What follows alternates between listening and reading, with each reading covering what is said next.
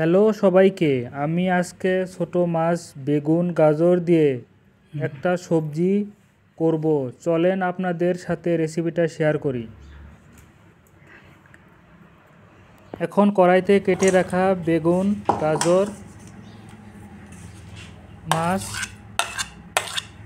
কাঁচা লঙ্কা কুচি, পেঁয়াজ কুচি,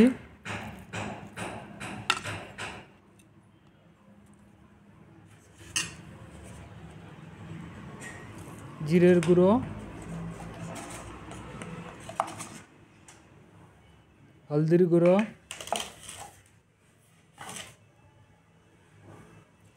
লবণ,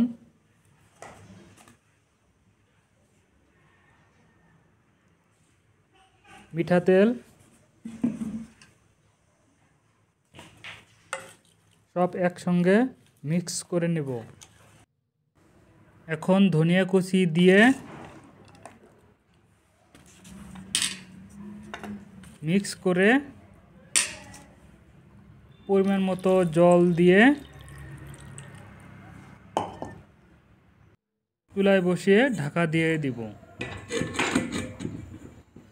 25 মিনিট মতো মিডিয়াম ফ্লেমে জাল করে নিব। একটু শুকনো শুকনো হয়ে গেলে নামিয়ে নেব।